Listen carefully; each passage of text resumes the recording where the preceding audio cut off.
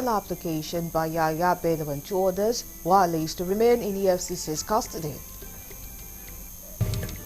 Plus, on the news, some senators protest against the motion to suspend its rules to allow the chairman of FIRS and chairman of Presidential Fiscal Policy and Tax Reform Committee into the red chamber.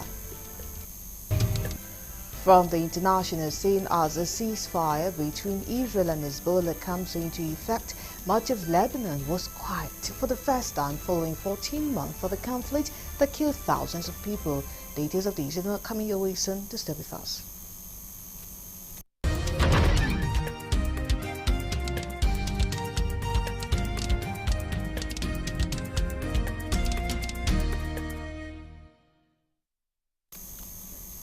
Many thanks for joining us at this time. Now, details of the news. Barely 24 hours after the Port Harcourt refinery commences crude oil processing, the Group Chief Executive Officer of NNPCL, Mele Kyari, has said that the coming up of the stream of Port Harcourt refinery will help solve the energy security issues in Nigeria. The NNPCL Group CEO made these remarks when he led other stakeholders on a working visit to the Port Harcourt refinery to a certain level of processing works. Correspondent Dele Fasson has more. According to the Group Chief Executive Officer of the NNPC Limited, Mele Kyari, the commencement of crude processing at the Port Harcourt refinery would not have been possible if not for the part played by the President in ensuring it comes to life.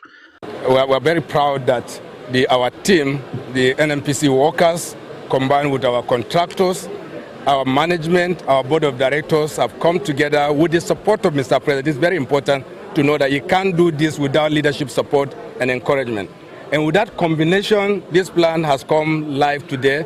It's going to solve some of the energy security issues in our country, and we are very proud that this has been done, and it's really a very fulfilling moment, this moment for everyone working in NNPC, and also to our shareholders. On their part, the Chief Executive of the Nigerian Mainstream and Downstream Petroleum Regulatory Authority, Farouk Ahmed, and his stakeholders said Nigerians will start seeing petrol price coming down as a result of the feat. Now with the Port Harcourt refinery and Dangote refinery both producing and loading for the country, you can see there's a lot of volume coming into the country, and once there is a supply, you can see the demand equating to the supply. You can see the price now be determined by choice. And what I was saying is that as we are seeing Port Harcourt refinery coming on stream, there's mostly like probability that the price is going to start to come down, and there'll be more competition because there'll be more availability of the product. We are very happy. I want to commend the NNPC management for this commitment. Kerosene and other products continue to be dispatched from the refinery as it commences crude processing. This is as petrol marketers' trucks continue to load products from the refinery. From Rivers State, Dele Fasson reporting for Galaxy TV News.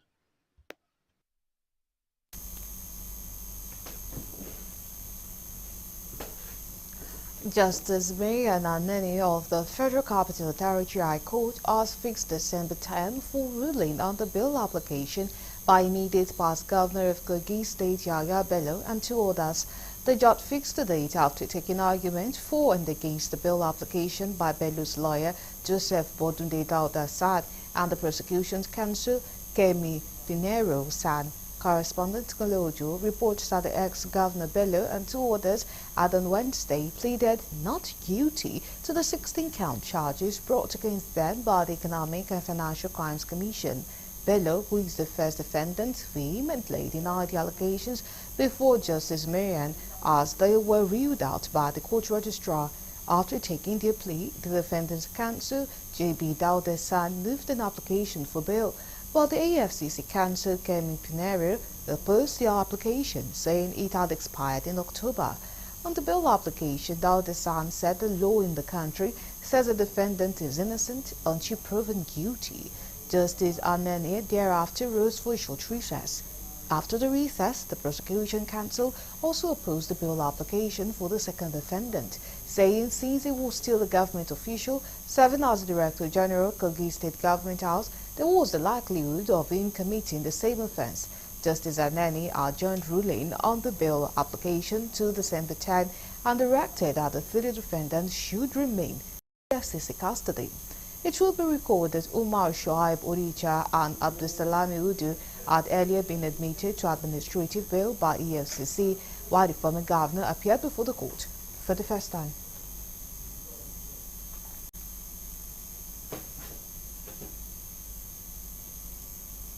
Okay, now we have Barrister Izuge Imadujemu, who is a chairman, Human Rights Committee. Good evening and thank you so much for joining us on Galaxy TV News. Good evening. Thank you for having me. Okay, all right. So finally, Yahaya Bello shows up in court. Well, he was arraigned and detained. So what are your thoughts on that? Well, first and foremost, I am not the chairman of the Human Rights Committee, presently of the NDA Banawa branch, Kaduna. I have stepped down from that position. So you can say I headed that position before. So well, I think the process will play out just like every other suspect. He's still a suspect until he's a suspect, then he becomes a defendant in a suit or in a case against him, and he's innocent until he's adjudged to have committed the crime, until he's found guilty of the crime. So the process will play out like every other prosecutorial process. So it will play out, and at the end of the day, the justice will take its course. It's almost, it became a movie at a point where you have somebody who should not be difficult to find still missing in Nigeria. It's been a comedy, and many of us have wondered why a former governor will be difficult to find when he's still within the territory of Nigeria. So it's embarrassing to embarrassing to the government of the country, to the EFCC, to the law enforcement agency of the EFCC, to the hierarchy of the EFCC, to our efforts to stem corruption. I think the entire process leading up to his final arrest or his eventual arrest and detention, I think it's a joke for a country that wants to actually tackle corruption or tackle illegality. So it's a joke, but well, it has happened, and let's see what the trial or the proceedings will bring after his eventual arrest and detention. So what do you think his trial would mean? What example do you think it might serve for public office holders? Well, it has always been a case of just picking who to go after in Nigeria. It has not been a genuine effort to actually fight corruption. And so I think some people have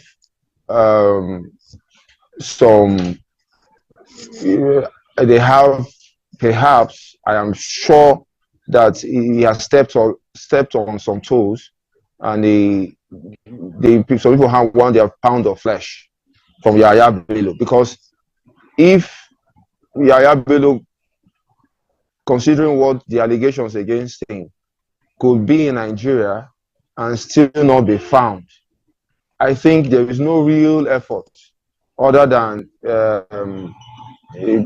perhaps somebody who feels that he should be punished for something he did personal, not because of the crime he committed against his state. I don't think he's going to stop politicians or persons in the country from engaging in corruption. The government of the day, excuse me, is not serious in fighting corruption. That's the truth. Because if it was serious, Yahaya Bello cannot be missing, or it couldn't have taken this long when he has been within the territory of Nigeria. So it could well be witch hunt.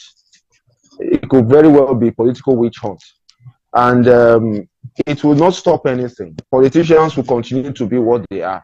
The country has been treated like the personal estate of certain politicians, and I don't think it's going to end.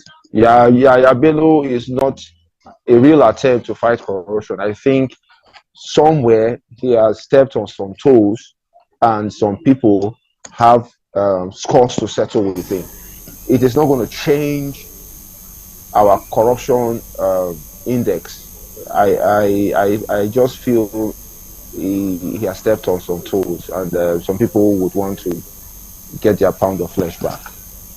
Okay, all right. Whenever we have cases like this, that people in public offices, especially top public offices, when these cases like this happen, it generates lots of tension, and then there's so much attention on it. But sooner or later, it's as if everything is forgotten and it gets died down, and we still see people like this probably still contesting from some other position. So what punishment do you think could fit crimes like this if proven guilty?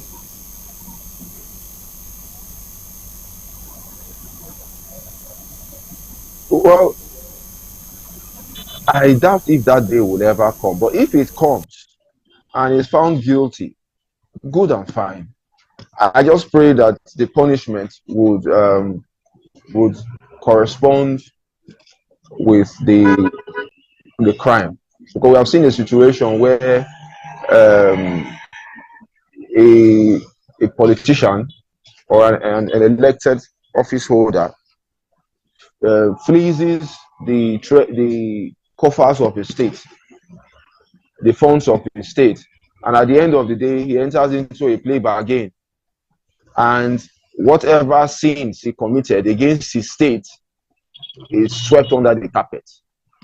He pays a fraction of whatever he has stolen, and that's the end of it.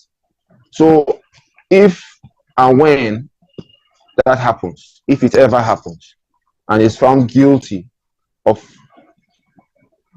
corrupt acts, we'll wait and see the punishment for him. But like I said, I doubt, going by the history of such cases, I doubt if he would ever be punished if indeed the allegations against him are true. I doubt if he will ever be punished for them. And don't forget, we are talking of a state that is a very poor state. Kogi State is not a rich state in Nigeria. And if the amounts or the sums or the funds he is alleged to have stolen actually were funds meant for that state, just imagine the suffering he unleashed on his own people for the 8 years he was governor, because the state is a poor state. So we wait and see what would be we'll wait and see the outcome of these proceedings or these processes. We'll see if he is ever made to face the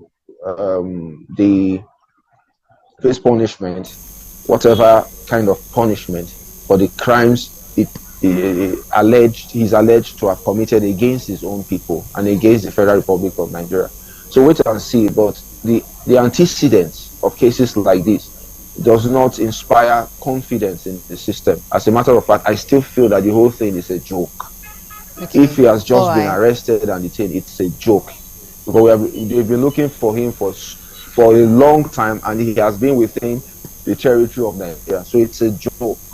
But let's wait and see what the fallout of all this. All right, we thank you so much for joining us on our news at this time. Thank you so much for sharing your views with us. Thank you for having me. All right, and that's Barrister Izuge Madu Jemo, the former chairman Human Rights Committee, Kaduna State. Now moving on to other stories. Some senators on Wednesday protested the motion to suspend its rules and precedents to allow the chairman, Federal Inland Revenue Service (FIRS) Zaccheaus Adedeji, and chairman of Presidential Fiscal Policy and Tax Reforms Committee, Taiwo Oyedele, into the Red Chamber. This was after the Senate suspended its rules to admit Adedeji and the consultant into plenary to explain what the tax reform bill entailed. However, before they were admitted, a slight uproar ensued as some lawmakers kicked against the FIRS chair and the consultant's entry to the chamber.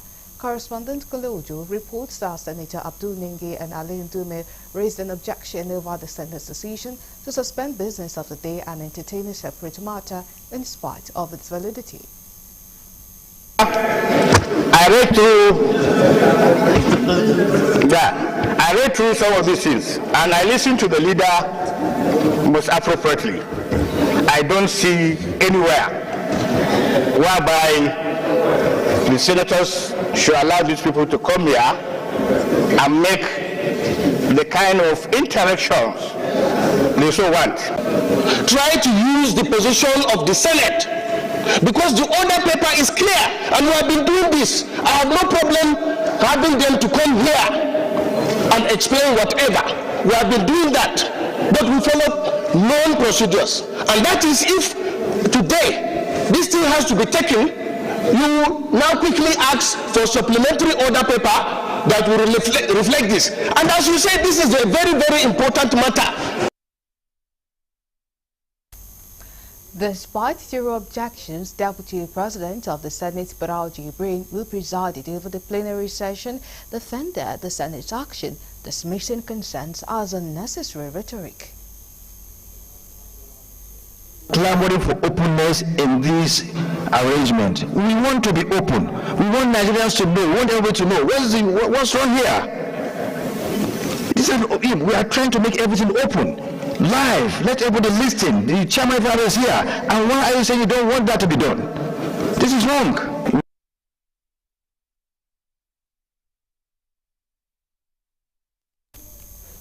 The heated exchange underscored the growing tension surrounding the tax reform bill, which has drawn widespread public interest and concern over its potential impact on Nigeria's economy.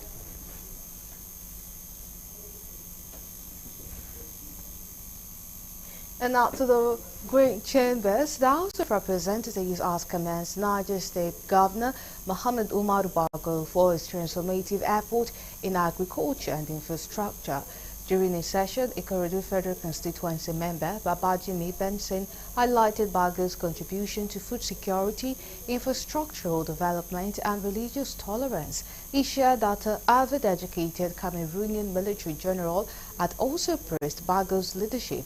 Saidu Abdullahi, a lawmaker from Niger State, noted that Bago allocated 250,000 hectares to sugarcane cultivation, positioning the state as a key player in national food security.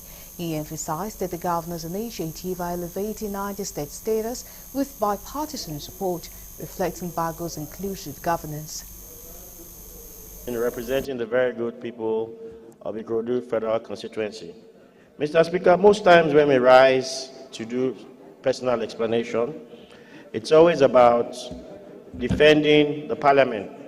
But today I rise to speak to an ambassador of this parliament who has done exceedingly well and projecting the image of the parliament in a rather remarkable manner. And that person is the governor of Niger State, Governor Bago.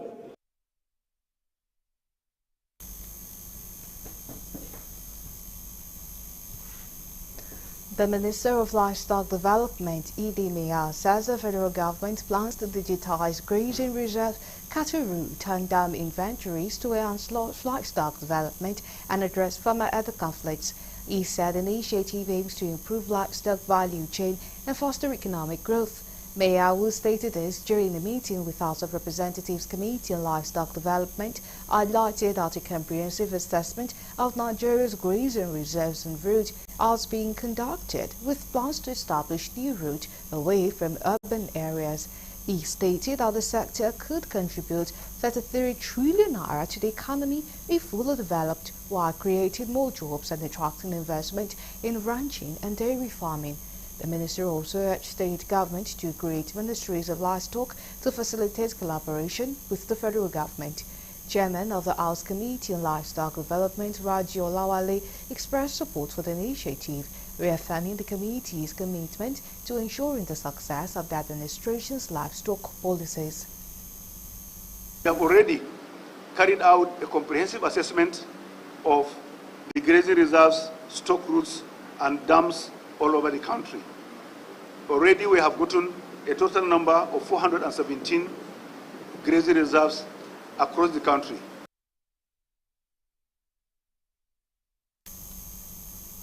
Now we move to the international desk for more news.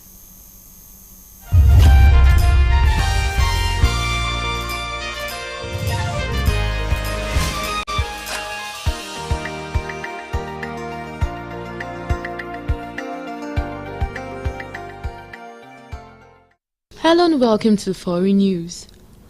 A ceasefire between Israel and Hezbollah came into effect. Much of Lebanon was quiet for the first time following 14 months of a conflict that has killed thousands of people. The displaced residents of southern Lebanon started returning to their homes amid celebrations hours after the ceasefire started at 4 a.m. on Wednesday.